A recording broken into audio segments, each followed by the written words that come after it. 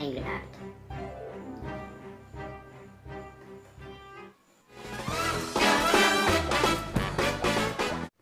Herkese merhaba, ben Ofeli. Ben Aşkın. Kanalımıza hoş geldiniz. Bugün Aşkın'a makyaj yapacağım. Yani Halloween ya da işte Cadılar Bayramı. Cadılar Bayramı makyaj yapacağım. Kendisi bir tane makyaj seçti, onu yapacağım bakalım. Geçen sene Joker olmuştum. Değil mi? Aynen. Joker, ben de ne olmuştum? Çok değişik bir şey olmuş. Ne olmuştum ya, ben hatırlayamadım O şu an. resmi koyarız sonra. Aynen. Instagram'a resmi koyarız. Hala takip etmiyorsanız şuraya koyacağım. Oradan takip edebilirsiniz. Fazla uzatmadan başlayalım.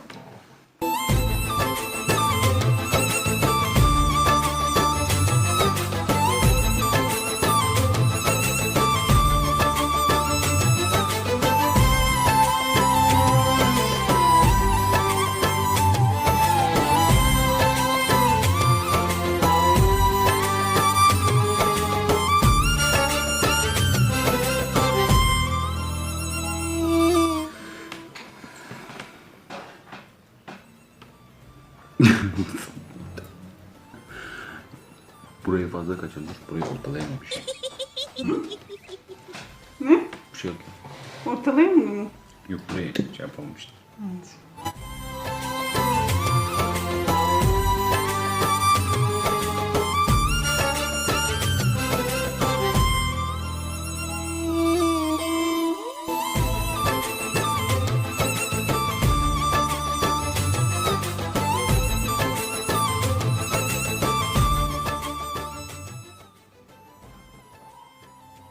Bu ne be?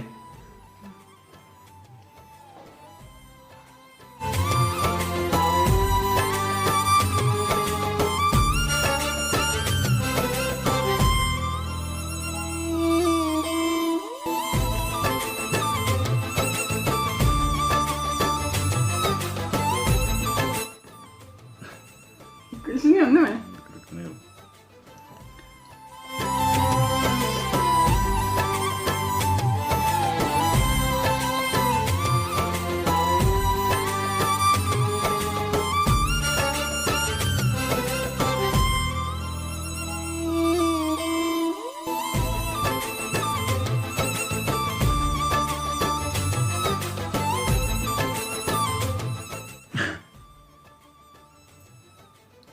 Ne yaptın? Burnum kaşındı ya.